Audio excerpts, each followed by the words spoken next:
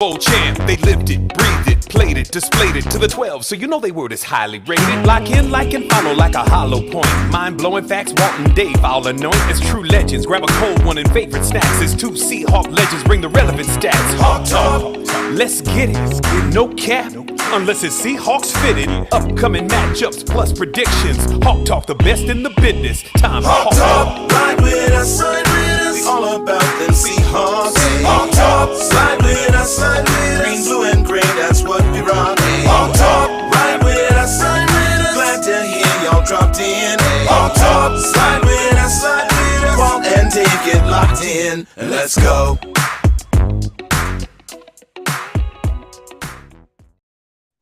Hey, it's Dave. Hey, and there's Walter Thurman III, Legion of Boom, Super Bowl champ, and this is Hot Talk. Yeah. Hey, Walt, producer Pete laid down the long track. Hey, I love it. I'm loving it. Yeah, we usually have that abbreviated one, but I think Pete's trying to impress Dave. I don't know how impressed Dave's going to be with Kid Sensation and wands, but I'll tell you what, I love that, man. They did that for us. So anyhow, maybe Pete's excited because we had this big win. Hey, huge win. Yeah. I mean, we were underdogs. They didn't think we were going to come back and compete. And, being on the road shows the character of a team when you go on the road, especially going against offense like that with Aaron Rodgers behind the helm. Yeah, it's kind of reminiscent of last season where we open up with a loss that we should have had, and then we go and we beat the Lions. Yeah, I don't know if it's in succession like that, but it was like losing games we think we're going to win, and then winning games we think we're going to lose. And I hope we don't do that all season long. Yeah, because I think we should win most of them. But for sure, I mean, it's any given Sunday. Things were gelled more on offense. K-Dub, got over 100 yards rushing there, so that was a huge aspect. And Jigma went for another 100 yards receiving game. It was clicking. The defense came pretty stout, though. I mean, the top leading tacklers were your defensive linemen this week. Yeah. Last week we talked about it was all the safeties and defensive backs that were leading, the tackling, circuit there last week. So, when those front, the front seven is doing their job, it allows us to be more competitive in a lot of these games. Yeah. So, hey, you know what? We're not going to waste any time bringing our guests in because we're breaking it down. But I'll tell you what, we got a special guest this week, Dave Wyman, who played 84 years and then coached for another 20 and has been the voice of the Seahawks media. I mean, you do everything, and it's so cool. Norm Johnson, gave me your number, and he's calling me, and I'm like, hey, Dave's going to do the show. He goes, he is? I'm like, well, yeah. He goes, how did you convince him to do that? I'm like, I just said, hey, Dave, want to come on the show? And he goes, sure. I'll do anything, man. Especially when I get a chance to talk to a guy like Walter that I covered. That's when I started doing media. And then Dave, you and I go way back, man. Way back. 88, 89. So yes, sir. Yeah. I mean, it was. It's always the older I get, the more sentimental I get, especially about my teammates. Yeah. I have a question. Anytime. So how did you get into media? As far as like the transition to the media, just one. I mean, because former players usually go a bunch of different type of routes, right? Yeah. And just always just curious on how one wants to find themselves being in media, just wanting to be able to be in that persona talking about sport within its capacity. Yeah, it's funny, Walter. I was pissed at the end of my career that nobody would hire me. Yeah. Now I look back and go, of course nobody hired you. You had 30 surgeries and you ran a 5 flat 40 or whatever. But yeah, so I was kind of mad at football. So I started off doing. I went to work at Merrill Lynch, and I was there for about 5 or 6 years, and it was going pretty good. But then I don't know. I started talking to guys like Paul Moyer and some of my old teammates that were doing radio, and Steve Rabel, who I'm working with now. And Rabes and I have been friends since 1988, and now we're calling games together. But it just got me back involved in football. So, and it's not, you can't play forever, but being around it and just being around the guys, like the most excited I get is when I get a chance to talk to the young guys now. And I can't imagine how old I must look to them, but every once in a while, we had Drake Thomas on our show the other day, and I go, he was an inside linebacker, and I go, hey, you could look like this someday. How about that, huh?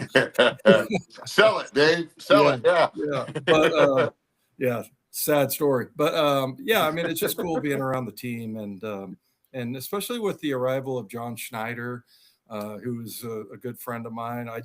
The character of the guys, and it's kind of like being back in the game. So now, Dave, I remember seeing you on the side. Did you coach at all or no? Well, I coached in high school.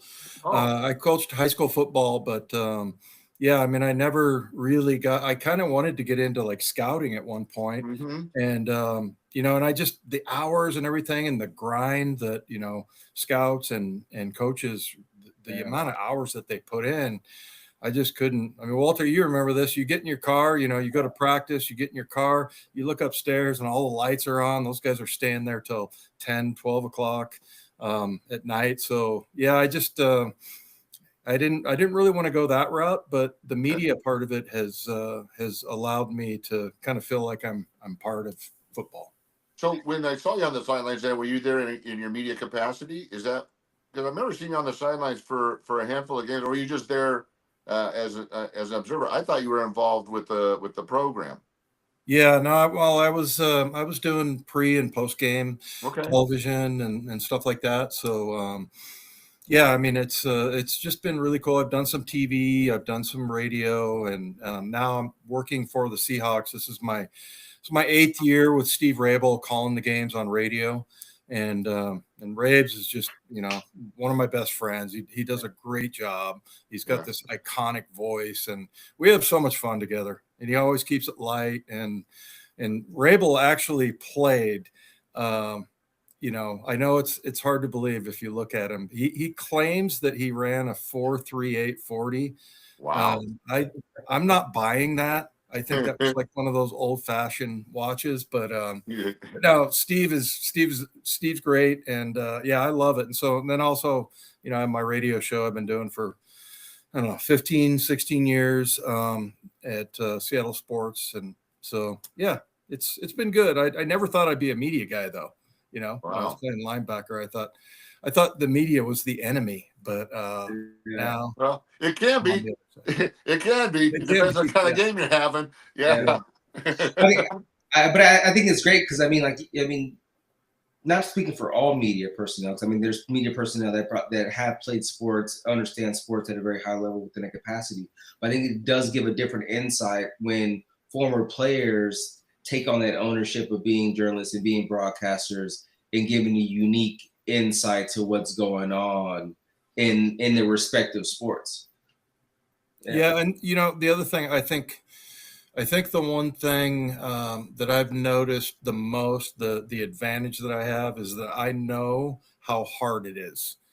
So somebody doesn't make a play and they're like, oh, he should have made that play or this or that, and it's like, and I'm sorry, I don't. Most of the people I work with didn't play, but there's lots of times where I want to go, I don't want to hear from you unless you've been out there. I mean.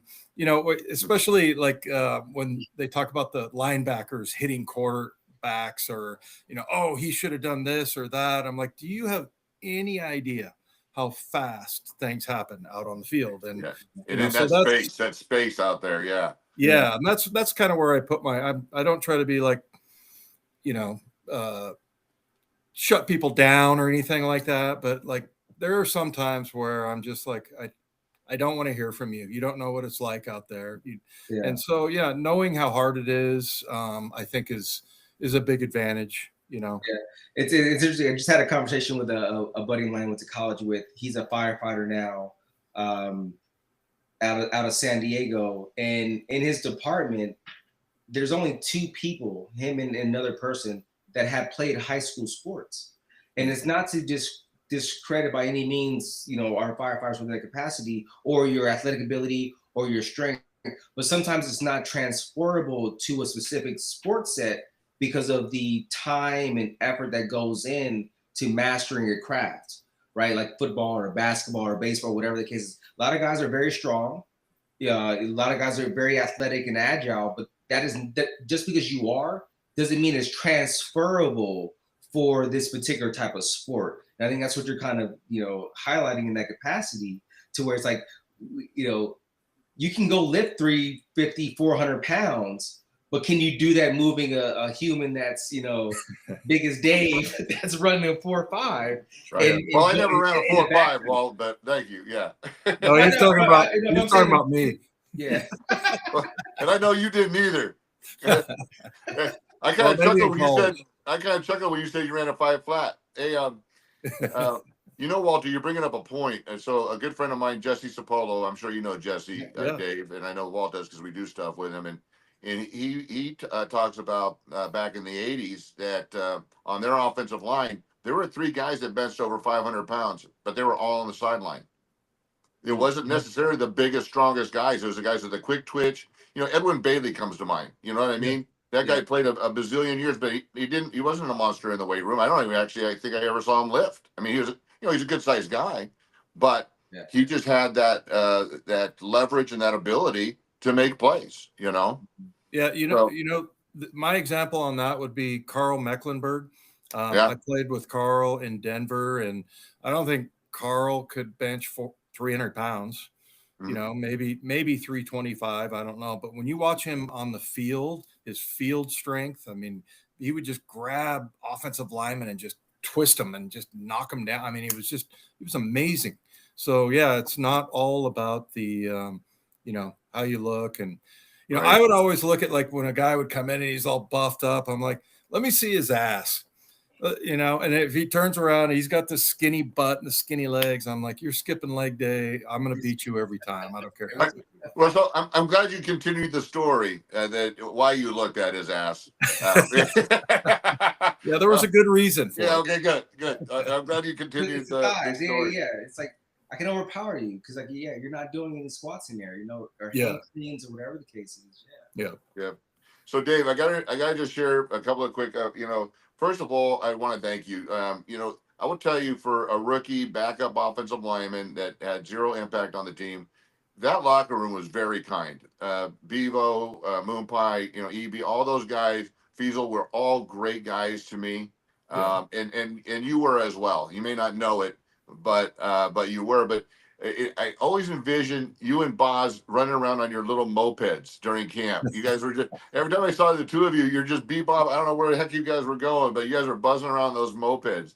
Do you recall that? Absolutely. I mean, so quick story. Bosworth was kind of my nemesis when I was a linebacker my senior year at Stanford.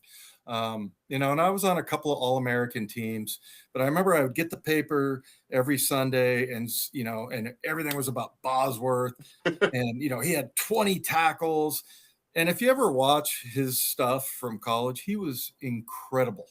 And everybody talks about him as a bust because there was just so much hype. So so anyway, I'm kind of like in my mind competing with this guy because, I'm playing linebacker. He's a linebacker. I'm just, wondering if, I'm going to be able to be on an All-American team, whatever. And then on the day of my graduation from Stanford, I'd already been selected in the second round by the Seahawks. I'm sitting on the can reading the Green Sheets, which is the San Francisco Chronicle sports page. And the day of my graduation from Stanford, there's an article and it says, Seahawks get Bosworth. And I'm like, you gotta be kidding me. Gotta be kidding me. So, and then I thought this was particularly cruel. When we got to camp, they made him my roommate. I'm like, come on, man. So, and then, and actually I went in, my agent was like, hey, look, clearly they're going that way. They drafted me in the second round, but the supplemental draft was later. And so they didn't know that they were going to get Bosworth. So my agent told me, go to Chuck Knox and tell him, that you want to be traded. And Chuck was like the most intimidating guy ever. Right. Exactly. Dave, I mean, this. Yes. And they did. They traded me to San Francisco, and I went down there and failed the physical. And so they sent me back. And then Brian started like breaking down. He was just he was too small for the NFL. I don't know if you remember, Dave, like he had small hands. He had like size 9 shoes. Yeah. You know, he wasn't a big guy, but he was fast, but he wouldn't take man. he wouldn't take you on. I mean, I remember going to block him, and he was 240. I mean, he was muscular, but we know why. But it was like, but he wouldn't use that to take you on. He tried to use his quickness to avoid you. To your point. So and then Boz and I became friends, and I mean, there was 2 different guys. There was the Boz, and then there was Brian Bosworth. And so when he was the Boz, there was a few times where I'd give him crap about it or whatever, but like we ended up buying houses next to each other. And you know what, now I text him all the time. Every time I see somebody in a Bosworth jersey, I take a picture of it and I send it to Brian. And we've stayed in touch, but like if you go back and look at the internet wasn't available as much back then, but if you look at kind of the impact that he had on the NFL and what he was all about and everything, he was really the first like football player that was like a self-promoter, and that had like a plan of how he's going to get fans to get behind him. And so, it was kind of like a WWE type of thing at the time. And he was very unique in that way and very, very smart. But we talked to him a couple of years ago on my show, and he said, he's kind of haunted by his career. And that kind of made me believe that he really loved football, but it didn't look like that all the time because he was doing all the hype stuff. But he still is an amazing guy. And it was just kind of a weird relationship that we built, but it's still. Well, I want to share a couple of things with you, Dave, and Walter's heard me say this a number of times. First of all, he was the first guy to understood branding well before it was a thing, and all the guys are trying to do what he did naturally. And he was just out there, the whole Elway thing, calling him Mr. Ed and then selling T-shirts, right? The book, the 44 Blues, and I'll share this with you because I don't know if you know this, and people are gonna get tired of hearing this doggone story, but when I was a rookie and Bevo and them started inviting me to the pizza, right? Because it looked like I was gonna make the team, but really my job was just to get the beer and the pizza. Well, Brian was there, and that's when he's coming out with the 44 Blues, and all the guys were mad at him because they said bad things about the offensive line in his book, and they go, all right, well, Brian, give us some glasses. He goes, yeah, I'll give you glasses. And I go, hey, Brian, can I get a pair? And he looked at me, he goes, you just worry about making the team. And I said, okay, I'll go get the beer. But the day of final cuts, when there was, Rusty didn't tap me on the shoulder, and I sat at my locker, on the top shelf was a pair of 44 Blues. Oh, nice. And that's Brian. To your, you're saying the exact same things that I've been saying, and I ran into him, decades later at an event in Maui, and we just hung out all day, and. We'd love to have him on the show, but I think you also mentioned he's a little haunted about that whole Seahawk. It's just there's only positive and negative. That whole Bo Jackson thing, and I'm like, look, first of all, he didn't run him directly over. He wasn't, it wasn't mano and mano. He's scraping sideways, and I will tell you this: 100% of the time, I don't care who that is scraping along the goal line, Bo's running him over. You can put anybody. You can put. Urlacher there. You can put Jack Lambert there. I don't care who you put there. Bo's winning. Yeah.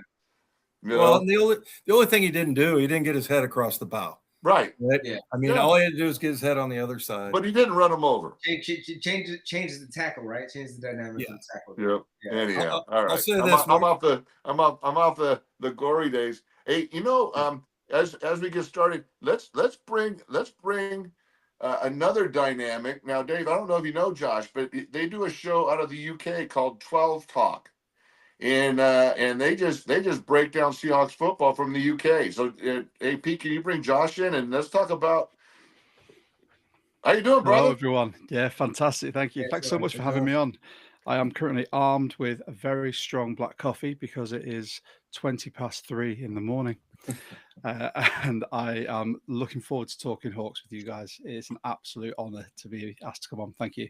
Oh, of course, brother. Hey, so tell us, where are you in the UK?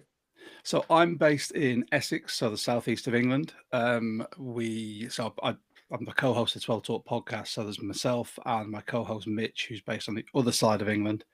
And we break down Seahawks games. We have a community of 12s from all over the world that we invite on. We've just had a 12 from Australia on our latest episode, who I connected with over social media. And yeah, we have German Seahawkers being put in contact with Seahawks sort of chapters from all over the world to get sort of different 12s perspectives to come and talk Hawks and review games. Yeah, so we actually, I'm really surprised. Thomas Koenig and some guys out of Germany and Czechoslovakia. We have people down in Mexico, of course, Canada. So we're an international. I mean, okay, this isn't droves of people, but nonetheless, I can honestly say we're an international show with people from all over that do correspond with us and follow us, and it's great to have you a part. Hey. Dave and Walt, did either of you get the opportunity to play in Wembley? Nope.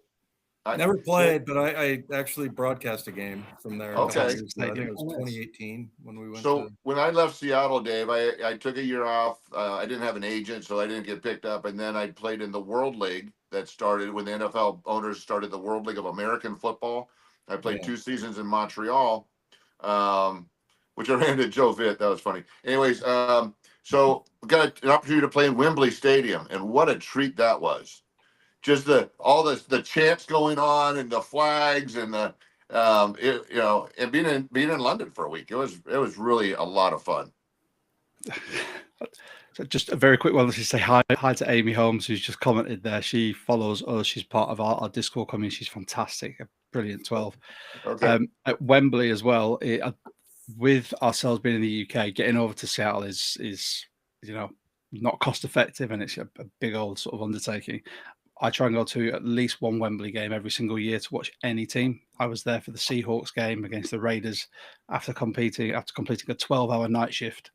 I literally finished my shift, got changed into all my Seahawks gear, and went to Wembley. And there were thousands of Seahawks fans, people from Seattle, from all over Europe. There's a few thousand members of the UK Seahawkers, and everyone met up. It was fantastic. It was like a home game. Is that the game you covered, Dave? Yeah. Okay. Yeah, we played the Raiders, and we stayed in this hotel out it was like an hour away.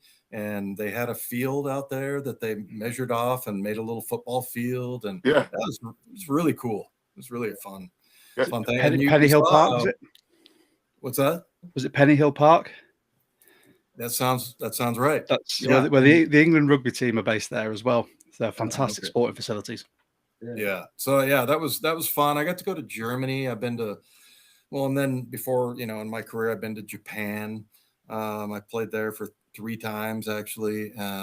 Went to Barcelona when I was in Denver. So yeah, it's really cool. And just seeing, the fans, especially in Germany, man, it's ridiculous. You have no idea how fervent the fans are there in the UK and in Germany, places like that. I mean, when I was in Japan, it was kind of a little bit of a mystery for a lot of the people there, but especially in Europe, it's really strong, and you can't believe all the Seahawk fans out there. Yeah, and an opportunity to play in Frankfurt as well, and it was really cool. I actually had played against the Frankfurt, whatever the Galaxy team, and I was matched up against my best friend growing up.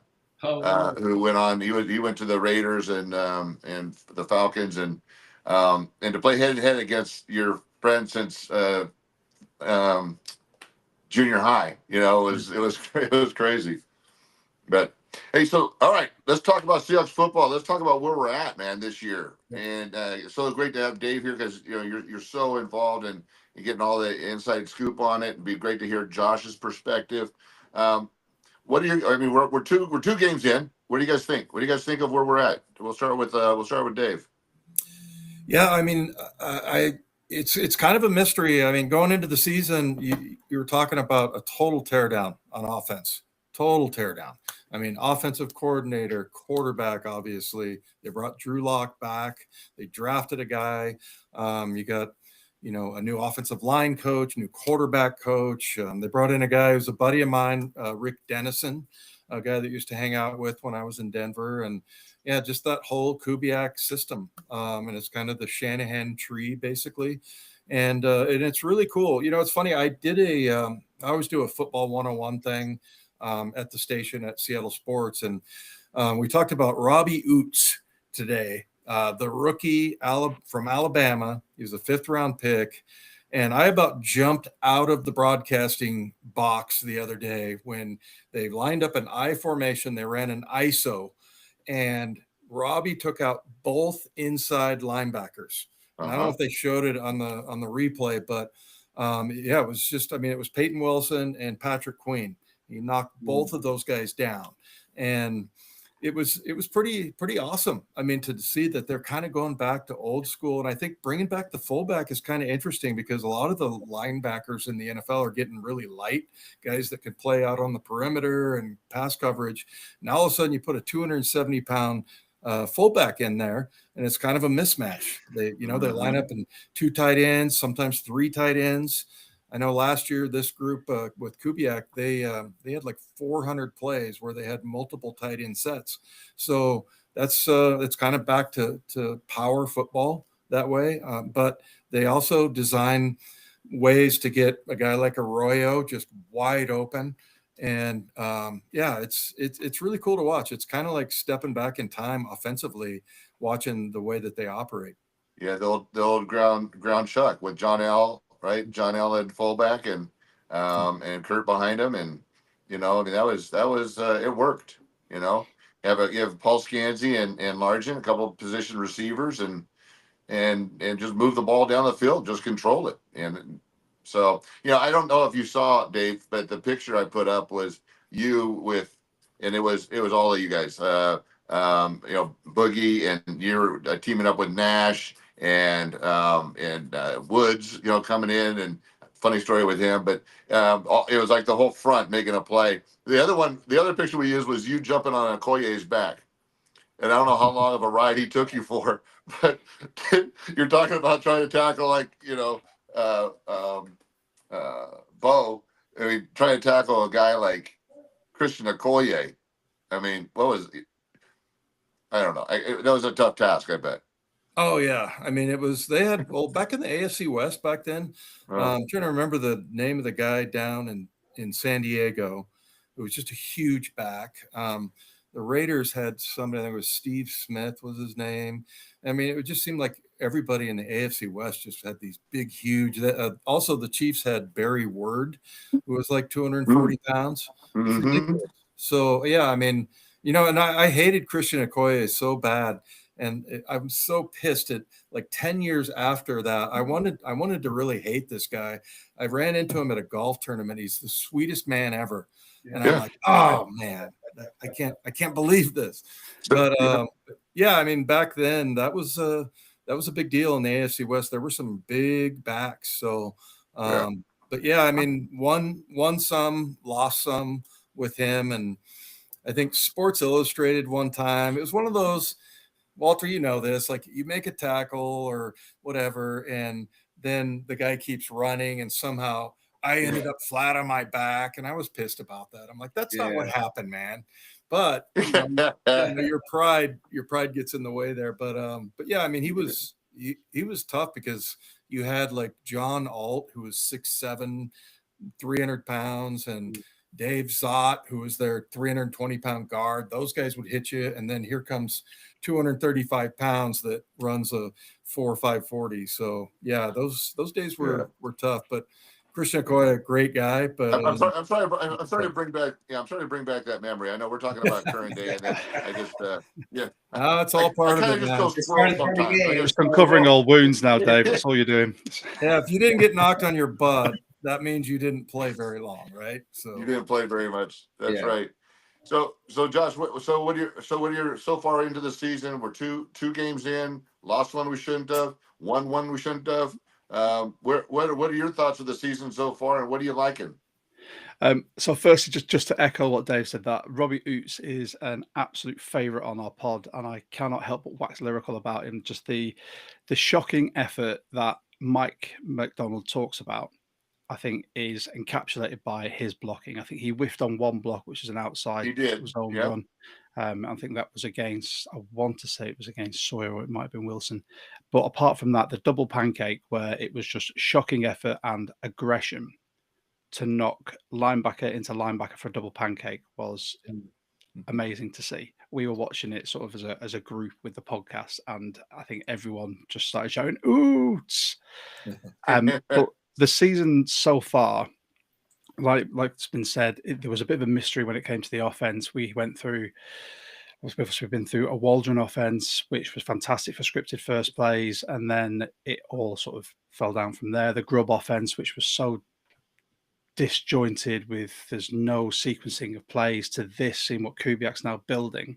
The first game, I think, was a bit disjointed. We were lucky that Charbonnet had a really good running game, and obviously all the targets went to JSM, whereas this game, the Pittsburgh game, you saw such a great target share, scheming open, Cooper Kupp, Arroyo, you had, K9 caught some from the backfield as well. JSN, it just looks absolutely electric, and a true wide receiver one now. With the routes he's run, he absolutely burned Jalen Ramsey, which we loved. And seeing Torrey Horton with first NFL catch is a touchdown, and he wasn't even close to Ramsey. He was in acres of space. I see it as an upwards trajectory now.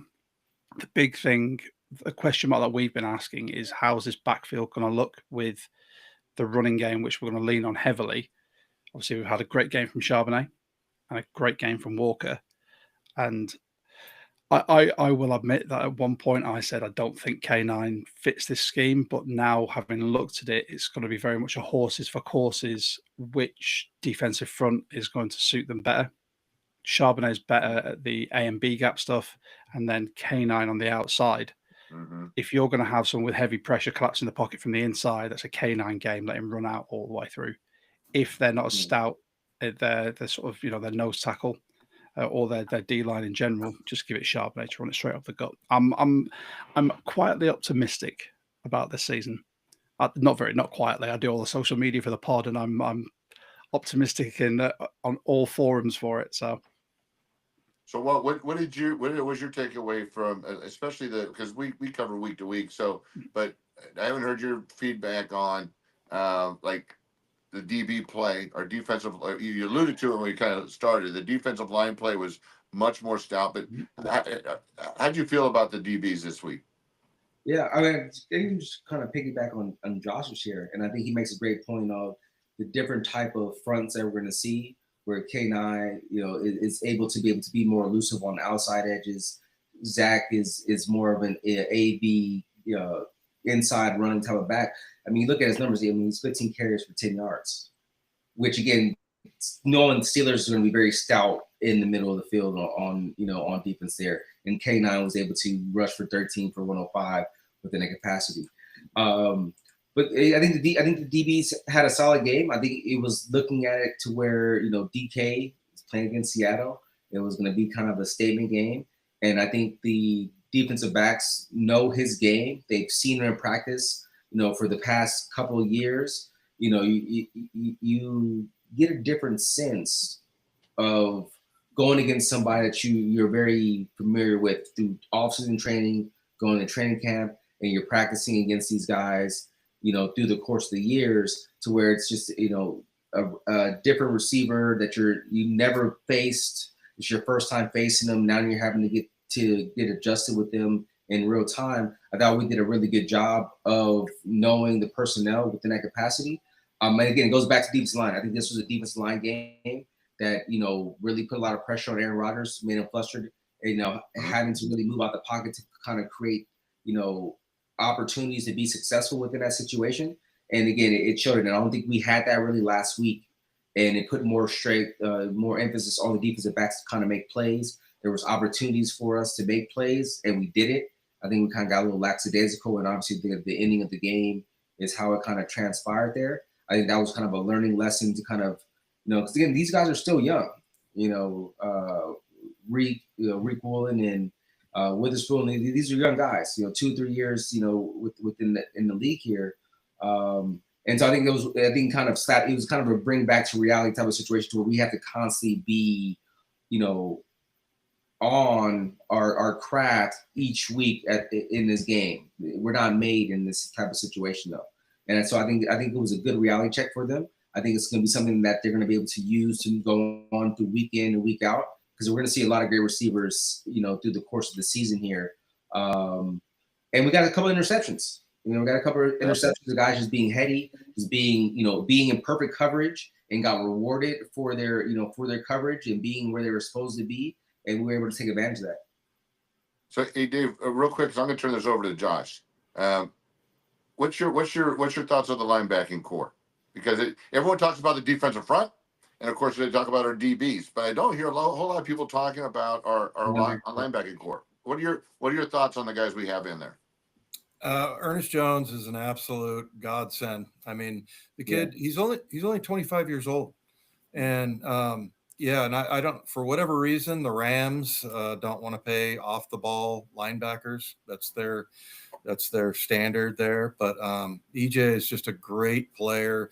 In the San Francisco game, there was a deep route that Purdy threw over his head, and you could see him kind of log that away. And then the next time they ran a similar route like that, he got like 5 extra yards of depth, picks off the pass. Beautiful, beautiful catch. He's just a really smart player. And and he's physical. He'll take on blocks. And the same thing with Tyrese Knight. It's funny, you watch Tyrese Knight and he makes tackles and everything, and this is his second year. But when you watch like the game film, it's like he is smoking dudes. Like he doesn't just tackle them, like he knocks them back, and you can see that effect. So he's a strong kid. It's funny, you talk to him, and he's just very laid back, and he doesn't look like that big of a guy. But yeah, the 2 inside backers are really good, and then they got 4 guys that can come off the edge. I don't know if anybody is like Bosa. I don't know if they have that kind of talent. I would say the closest would be Boye Mafe, but they've got enough guys to get it done. So their linebacker core is really good, but to me, mostly it's the D line. The defensive linemen, they got a lot of experience there. I think once they get Hankins back, there'll be 4 guys with double-digit careers. And Jay Reed, like I always say this, like you have to have a guy on your team that's a goon. Right? You got to have one goon. That's Jay Reed, man. I love that about him. And he's just a guy that like just might punch you in the face. And he's just got a nasty edge to him. And he's also a really good player. So yeah, they got some good stuff going on that defense. Hey, Walt, Pete put up a question. You know me, I'm on my phone. I can't do it. Do you see the question? Can you field that? I think you put it up there. There's a question. Yeah. Did you not? Yeah, no, I see the question. I'm just thinking about it. What's the question? I said, when you look at it, do you see a loss of concentration, or has it been more of a bad look, or maybe a situation where I think he's talking about the last play of the play of last week within that capacity. As I'm looking at it, I think it was kind of one of those things to where, the play's broken down. He's scrambling out of the pocket, so it's like you're kind of plastering on your nearby receiver within the situation. And I think he sees him throw the ball, and it was just like, oh, this is going to be you're licking his chops like as a T-bone steak there, and like it was going to be a nice, easy pick. And the receiver goes out there and makes the play, and just kind of just forgot about the receiver being there. I can probably assure you that probably will never happen again. Because it's one of those things to where it's like, you got me once. Hopefully, being the caliber of player that he is, that he kind of learns from that situation, and knowing that I have to be I can't lull myself in this type of situation when it's kind of a too good to be true type of situation. So we always see those plays, and it's a drop interception or it's a drop catch, and these guys are wide open. It's like it's just not taking it for granted. But yeah, I mean, I think he's growing. He's still a young player though. I mean, he's seen some good football. He didn't play at the highest level of collegiate football within that capacity. So again, the training from an athletic ability to constantly be tuned in, year in, week and week out, is something that is still being grown and developed. And obviously he had the shoulder injury, so he's coming back from that situation from last season and having to play with injury. You have a great rookie campaign to where for that season you solidified yourself as being top 10 cornerback in the NFL in your rookie's campaign that season. But what are you doing the next year? Just because you were that the year before doesn't mean you're that the next year. Then you kind of have the ups and downs, and now you're having to bounce back and prove yourself. This year now. So what are you going to do this year? And so it's that constant metrics of constantly pushing yourself to be the best athlete that you can be for your particular craft.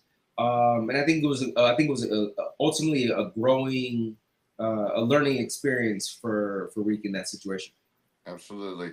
All right. So Josh got up at 3. No, I actually got up at 2:30, and he goes, Dave Wyman's going to be on the show. He goes, absolutely. I follow him and listen to him, since I was a kid.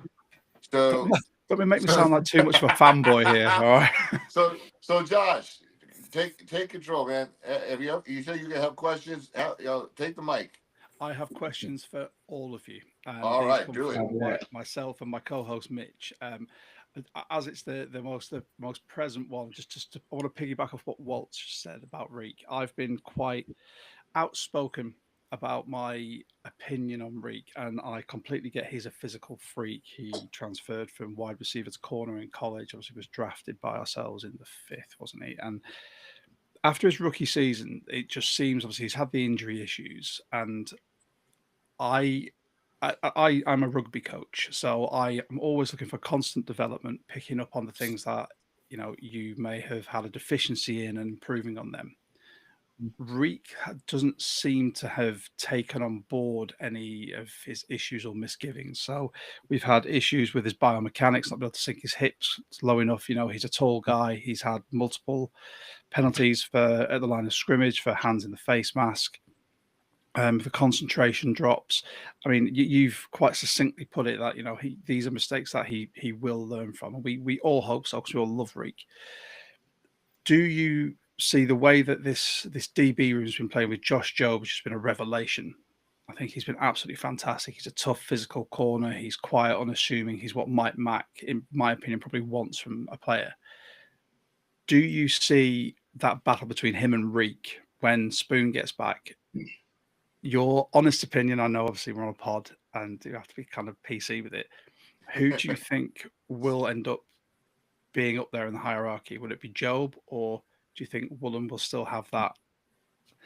Hey man, I come from I'm all about competition, and it's one of those things to where you have to constantly be on your game. The more depth that you have in any position group should push each other to be able to grow. Iron sharpens iron, and that's kind of the mentality that that I've been a part of, whether it was at Oregon, Dave, if it was with the Seahawks capacity, with the Legion of Boom and the defense and the offense in that capacity. Iron sharpens iron, and you shouldn't back down from the competition. You should welcome and honor the aspect of, hey, this guy is working hard, Joby, and he's making plays, and when his number is called, he's out there and he knows the defense. He is in his coverage. His eyes are proper. His technique is sound, and he's doing what he's doing. If I'm not doing that, I need to set my game up because he's going to take my spot if that's going to be the case. So yeah, I think it's one of those things to where it's like, there's a little transitional period from one previous defensive coordinator to the next with the whole Pete Carroll kind of regime change there. But I think and obviously there's a learning curve from being from receiver to cornerback, and I mean we can look at Richard Sherman within that capacity as well, who went through a similar transition within that capacity and 5th round draft pick and was able to adopt that aspect. But you have to want to get better. You have to want to be able to push yourself to be the best at your craft in that situation. If not, then there's other individuals who are hungry, may have a chip on their shoulder, and is looking for that opportunity to get on the field. I think it's a great situation. I mean, obviously Witherspoon. I mean, I love Witherspoon. I mean, he's an outside corner. He's an inside corner. I can relate to him a lot of different ways. He has a knack for the ball within that capacity. But for a guy like Reek, that's more an outside corner type of situation, I'm saying necessarily one dimensional, but just more on the outside of the capacity. Yeah, you have to keep that standard, because again, eyes are on you because you had such a early success. So if you're here, you can't go backwards, even if you had injuries and you're trying to bounce back from the situation. You set a high standard for yourself. Now you have to be able to maintain that standard. Someone's had media training. There's nothing like fence sitting when I ask a question like that. There's a bit of a dance there. That's it. Yeah. Yeah. Speaking of media, Dave, firstly, thank you so much. Hearing stories about the Boz, being in the UK, obviously, and as other Dave, I don't know if we refer one or two. I don't know the best way to do this, Dave and Dave. Hearing stories about the Boz, he was one of those self-promoting guys. My dad was an NFL fan, and I got into the NFL through that, and I gravitated towards people like the Boz because as a young gentleman who, was learning the game. You see characters like that, and it's the character. It's the self-promotion, much like Muhammad Ali. Yeah. He knew what the power of what a brand could be, and the fact that people are still wearing Bosworth jerseys. Whenever I go to a Wembley game or any London game and I see a Boz jersey, I'll always go up and high five someone, give them a 12 taught sticker, and be like, "Yes, well done." But from a linebacking point of view, obviously we've mentioned like EJ4 and Tyrese Knight. There is a feeling within, especially when the Seahawks sort of fans that we speak to, the depth behind that. Obviously, we've got Drake Thomas, and then I'm not sure who else. How do you see that middle linebacking core? Do you think it's essential that we have maybe someone else under the top two that can step in and do the job to the same level, or is it something that we can deal with having sort of those sort of background players who can just come in and fill for a few snaps? Yeah, I think that's probably an area of concern, and it really was in the entire camp.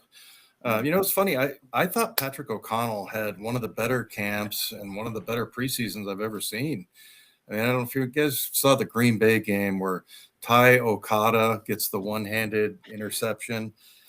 Patty O was running with one of their better receivers down. It looked like it was cover two.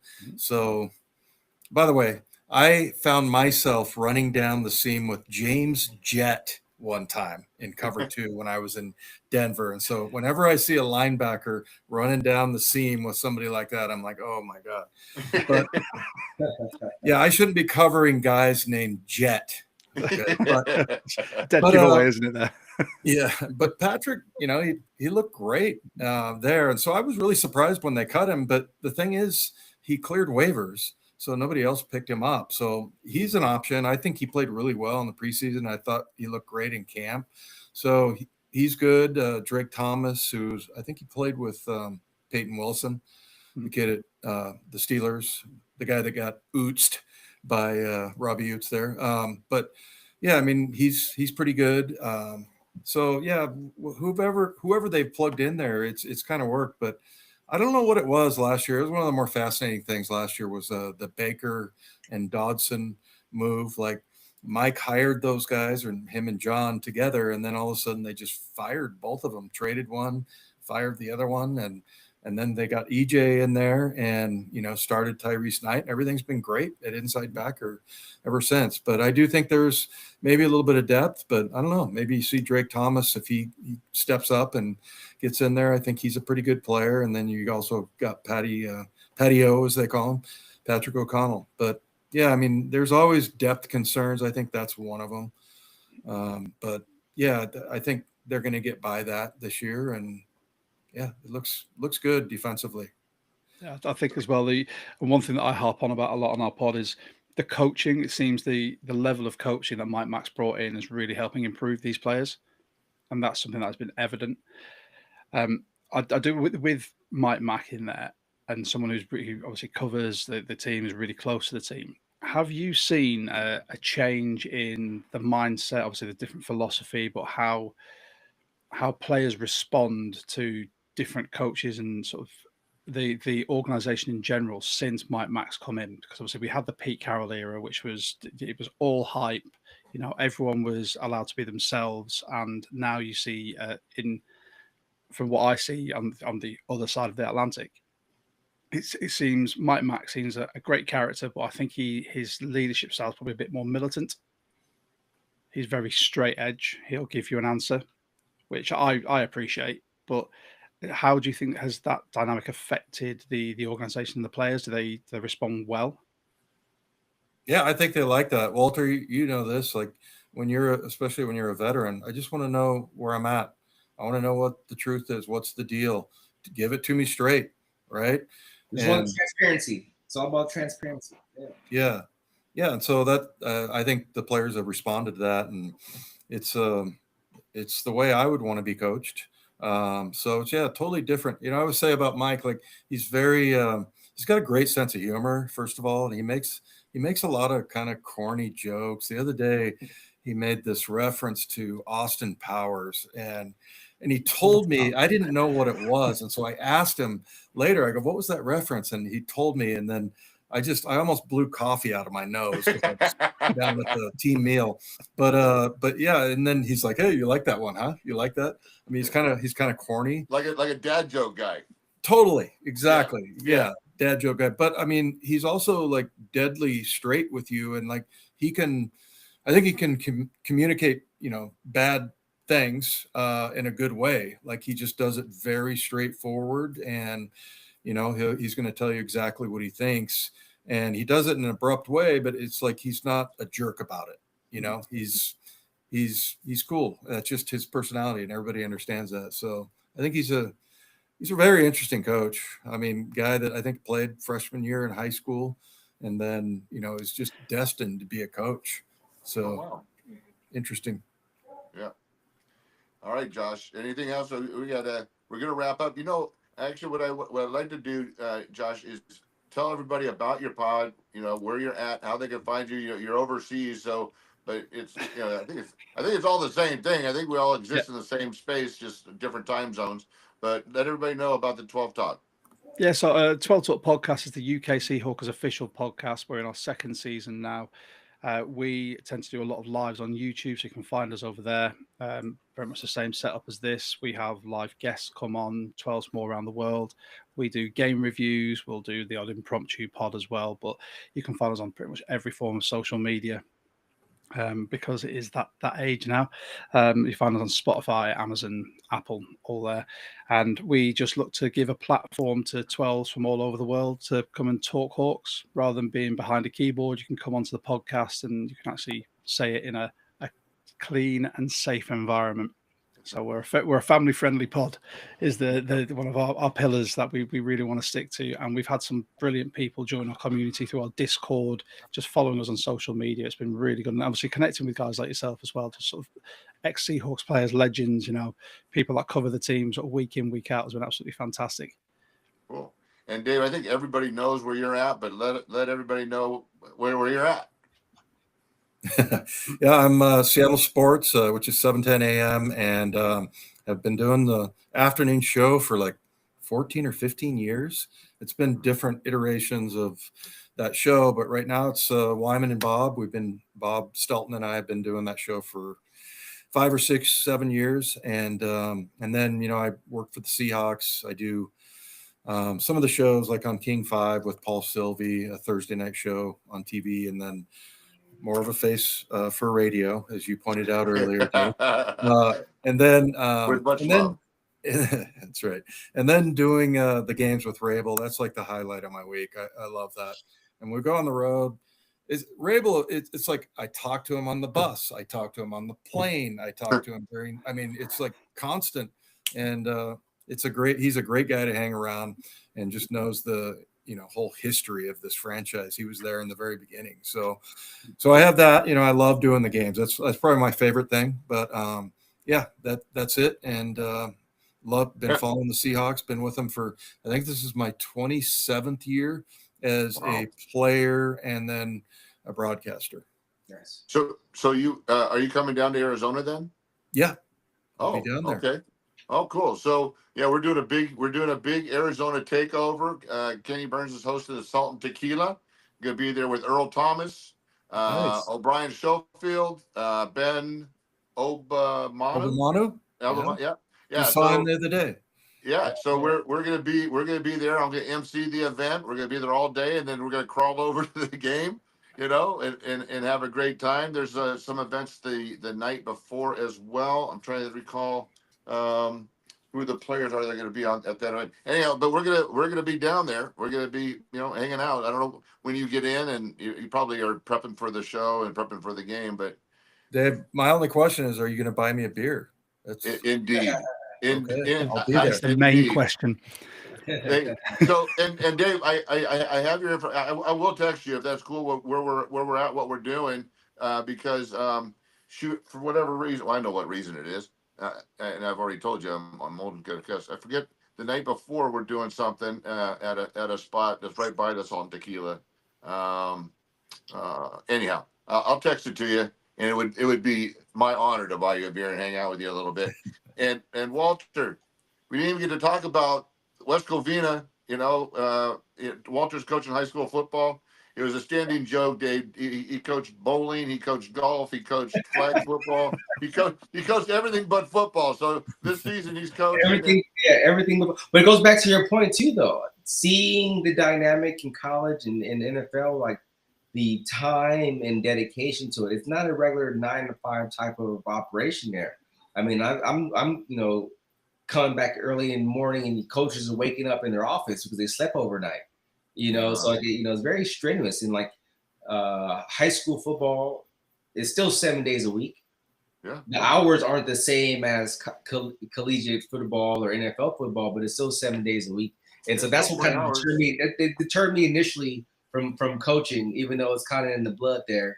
But I found my way in the coach this season of football this year. So yeah, that's awesome. So rewarding. Well, I've got one more plug, and that is we are on Instagram, Hawk Talk 12, and we're on Facebook, Hawk Talk 12, and we're on YouTube, Hawk Talk 12. And check us out this weekend. We're going to be at the Wild Goose. My buddy and brother Nate Boyer. I don't know. Have you met Nate, Dave? Yeah. Okay. Love Nate. So great story, dude. But he's a great friend. He was just up there doing a tournament. I got Alonzo Mitz, Norm, and Joe Tafoya to come play with him, and help him raise money for veterans. And MVP, we're going to be doing it this Sunday at the Wild Goose. Come and hang out with us. And I'm not going to buy everybody that shows up a beer. Just Dave, because I owe him one because he was nice to me when I was young. So hey guys, that's another great show. Thanks, Dave, for joining us. Thanks, Josh, for staying up. Man, you were great. It's fantastic meeting you. Looking forward to being on your show at some point. Yes, and 100%. Walter, yeah. I love you, brother. Hey, another great week. We're looking forward to a win against the Saints. Go Hawks. Thanks, guys. Go Hawks. Thanks, guys. Great to be with you. And that means we're done, Pete.